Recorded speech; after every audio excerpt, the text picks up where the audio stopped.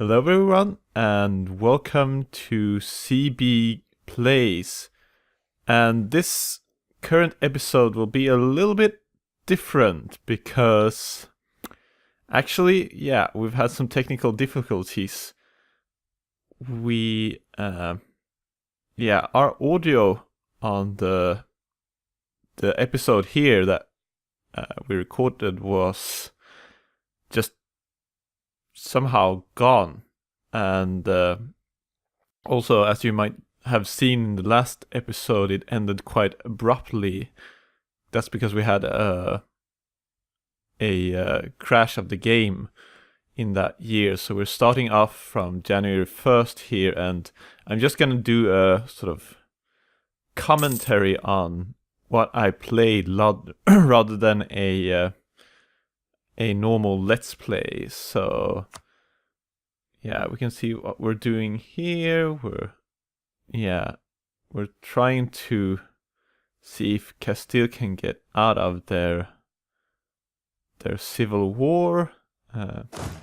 We are obviously preparing for a war against Burgundy, and it's I don't know, you can see what's happening on the screen here. I think I'm assessing their military strength and trying to calculate how much of an advantage, or well, hopefully an advantage, that we would get against the coalition of Burgundy, Brittany, and all of Burgundy's vassal swarm. And we want to go and help Castile get rid of their rebels so that they recover faster. And they allowed, as they should do.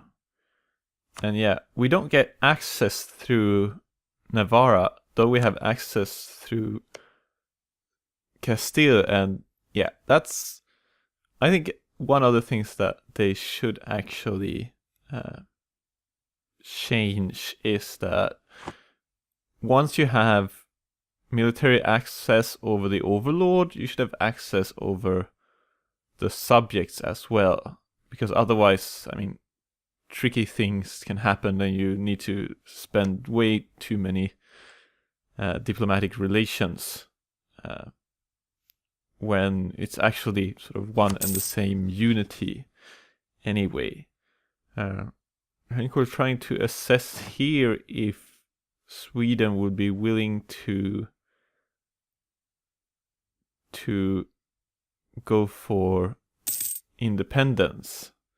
And they're still loyal to Denmark. And that sucks, because we could have reduced the threat of the Danish war considerably if we would have been able to get Sweden on our side rather than as our enemy. But alas, no, it seems. And looking for disputed successions.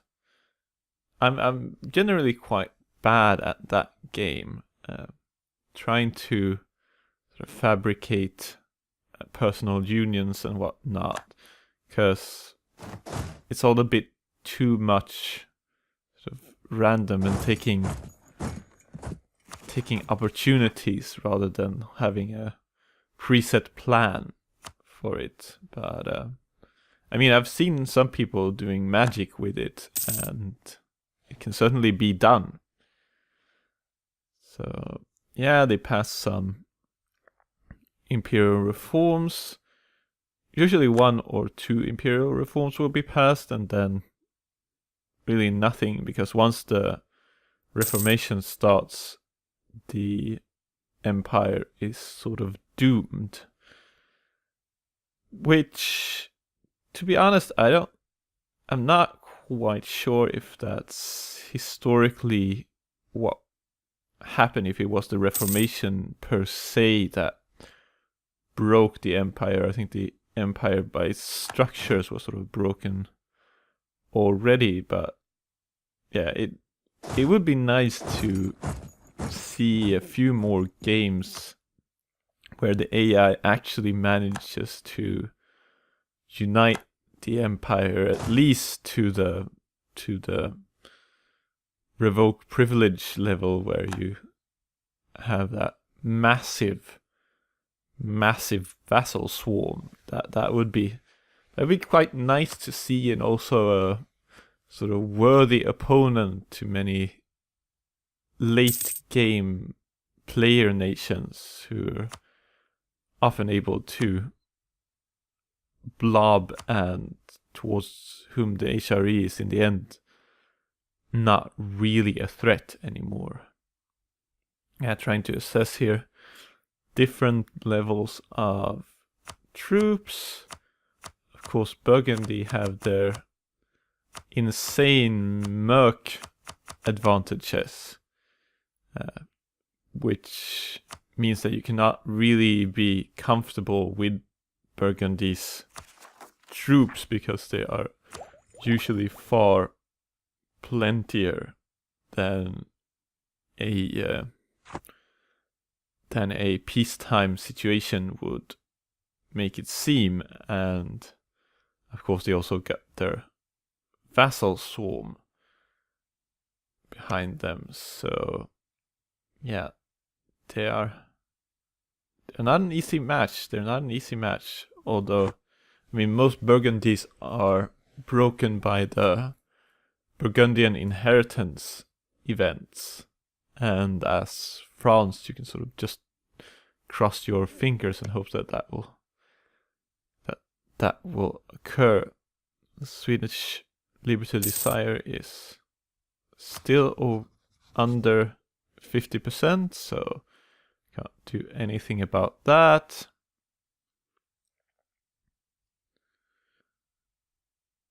Yeah, Agitate for Liberty is a much later trick in the book, so can't really be done. Waiting for our troops to be ferried there. Yeah. France and Portugal in the alliance, and I'm quite sure that Portugal is still allied to England. And it would be nice to break the Portugal-Spanish alliance by a declaration of war on England, but of course we're a few years away from the truce being broken, so just have to wait for that. La la la la la. And I think we're sort of getting restless here, because Spain is still not in a good shape, so they're not likely to join us in a war. So we try to pass time looking for other avenues of expansion and how to keep our relations with potentially unpleasant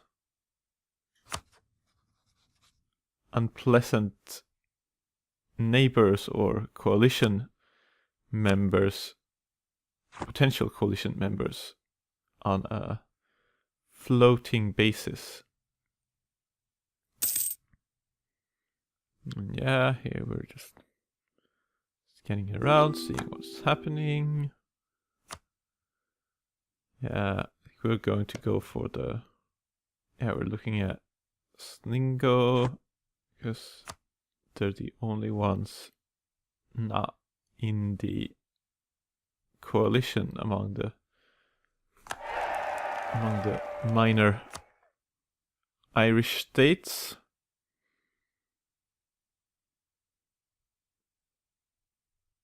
And yeah, it's dropped even more.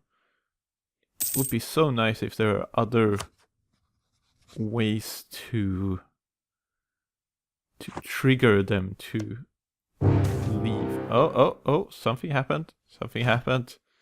And it's the war! Burgundy declares war, and we did not even need to declare war on them, which we were aiming to do, so they've actually done us a huge favor.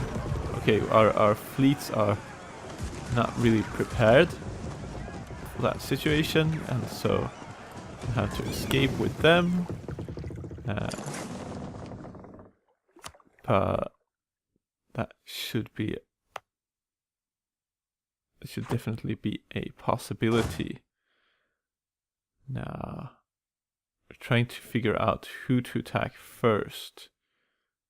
Stack wipe the small army, or to go for the bigger one, or maybe go for both. And I think we decided to go for both here. So, and the good thing with Burgundy declaring war on us is that now we didn't need to worry about our allies, because it's a defensive war. So we get to call all our allies without using any trust or any other means of trying to endorse the war for them. So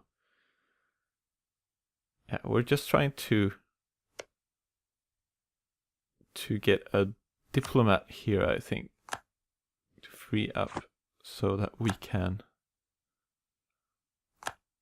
be a little more flexible. During war times, it can be really good to have, and a stack wipe. It can be really good to have a diplomat on hand if you need to do some quick maneuvers. Yeah, they're sieging out there, but we're not really worried. We can see the Castilian horde coming up from the south here, and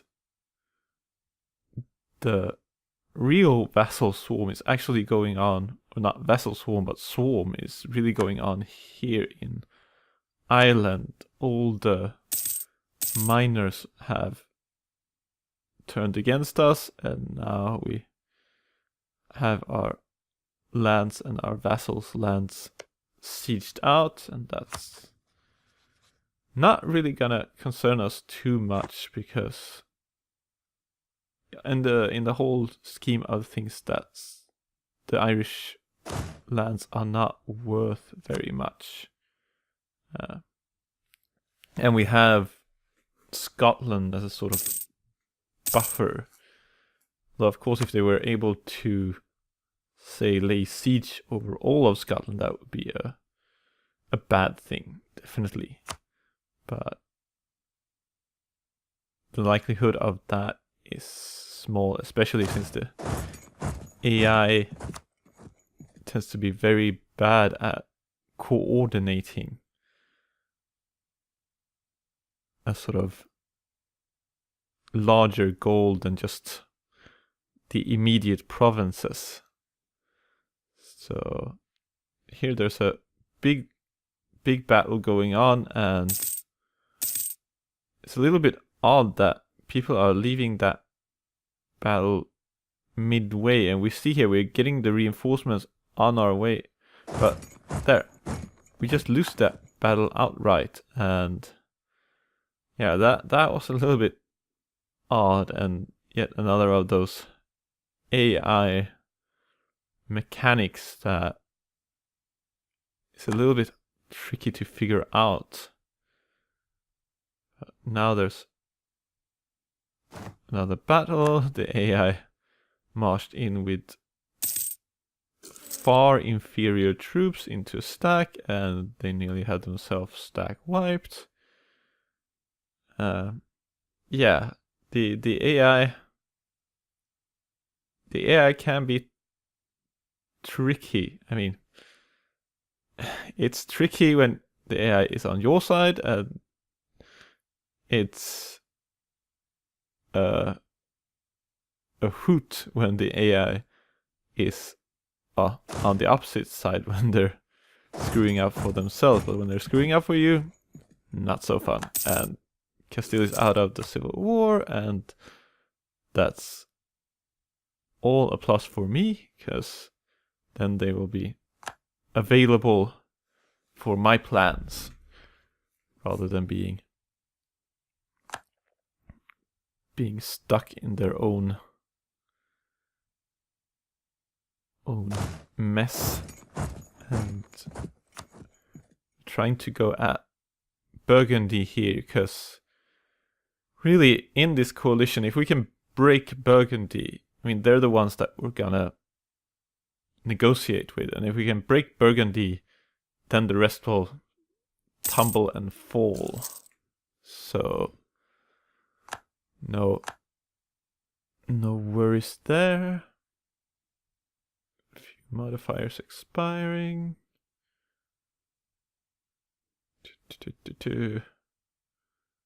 And remember, we're working with inferior troops here because we're still at tech level 4, and they're at 5.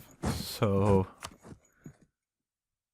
it's a little bit dicey, and they do have a lot of troops, but they're not using them very efficiently at the moment, and we can limit our attrition and still do good deeds here. Yeah, we swapped the leader of the siege because we have that one master general who's just 3 siege peeps, and that's incredibly good, especially at this point in the game when cannons have not yet come into play, and sieges actually do take a fair while to get through.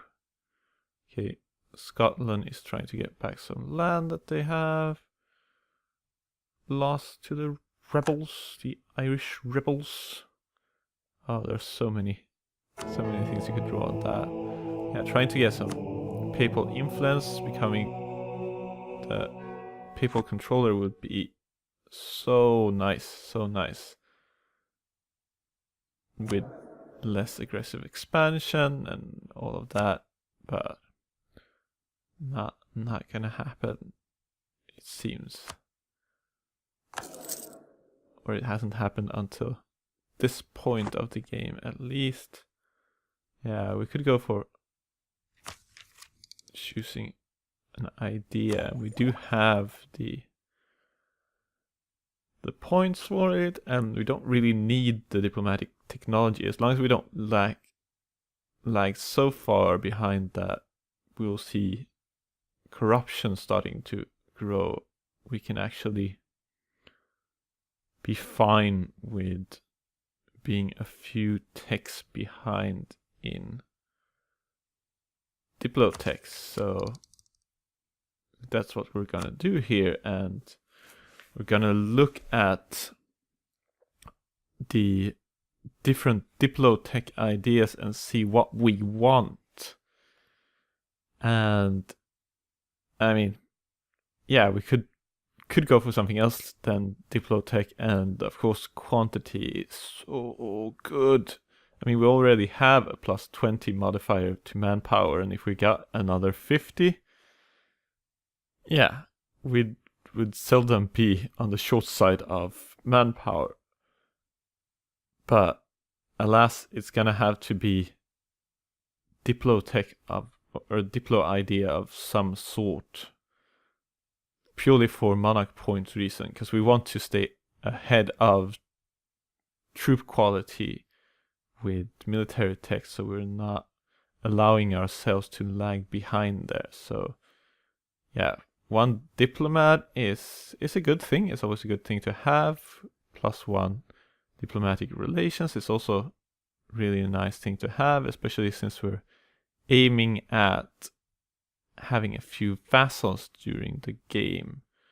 But yeah, it's not only in diplomatic ideas, but it's also in influence ideas, and those two are the ones that we will be looking at. Cost of reducing war exhaustion is nice because it can help you in real tricky situations and otherwise just enable you to fight more wars better. Improve relations is so good. Or because it eats up the aggressive expansion. And getting that away, not having to worry about coalitions could serve us so good. Diplomatic reputation is shared between the two and on the same spot, so it's really not an issue. Province war cost would be nice, would definitely be nice, because we could take more provinces in a single war, in a single peace, actually. But we're not. Yeah, that also does not account for that. We're gonna get more out of that. We're gonna get more aggressive expansion. Sorry, my voice might fumble a bit today. It's not at its peak. And then the Diplotech cost reduction is actually quite good. You can save up a lot of points that way. But then again, Diplo points are the cheapest, or rather the most expendable in the game. So yeah, it's not really convincing me. Lowered impact on stability. Yeah, this can be nice because you can break royal marriages if they're inconvenient and other such stuff, and that it really can help significantly. Tribute system is nice if you're having a lot of vassals or substantially sized vassals, but not really needed. Yearly prestige is fine and nice. I mean, it sort of just tweaks your nation to perform that little bit better. And I mean, it helps both increase the improved relations and lower the aggressive expansion. So it can do some significant good for you, and especially in this run where aggressive expansion will be sort of a key limiting factor.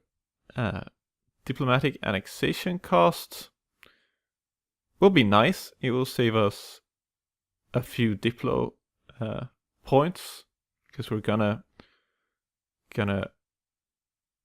eat a couple or 3 vassals at least before the end of this century, and probably more after that. So it is a solid idea. It's not life or death. I mean, it's not like administrative ideas reducing your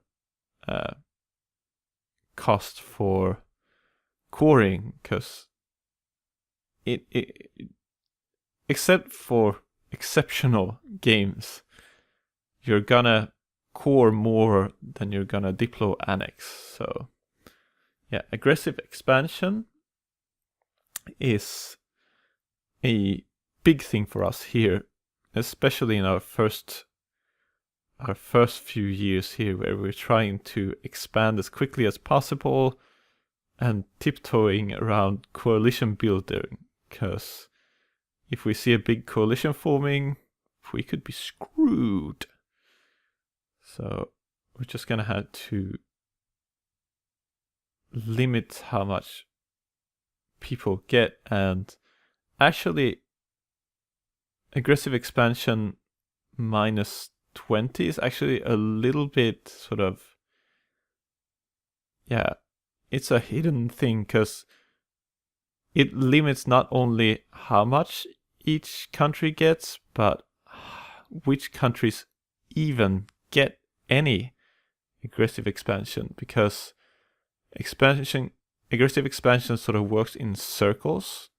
So the closer to a particular province that you're taking, the more aggressive expansion will be occurred. And yeah, it's if you're able to expand, or yeah, just basically if you're like taking something in England and you're worried about Austria joining, if you limit how much England gets, how much aggressive expansion you get from taking a province in England, you will also limit how much. Oh God, I'm gonna have to pause here. Then I'm really worried that we're not recording, but we are. So here I'll have to try to make some kind of a backpedal. I'll have to improve my cutting skills and whatnot, because we are still improving here, and our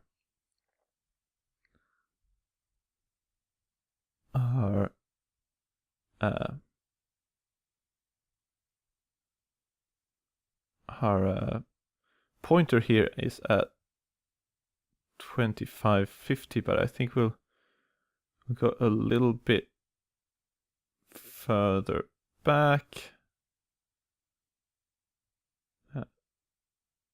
maybe to something like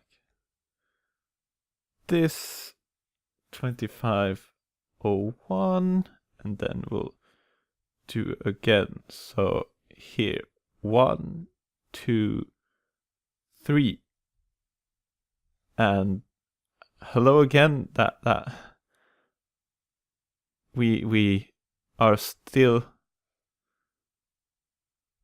Oh God, I need to collect myself again here. I need to come up with an approach where I just cut this video in two. I could cut this video in two actually, and have 25-minute episodes each.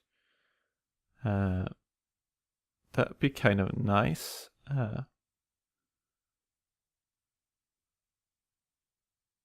And yeah, I could actually stop here and then find a good place to cut, and then we can use 2 files. That's actually going to be a good thing, and that's what I'm going to do. Bye bye.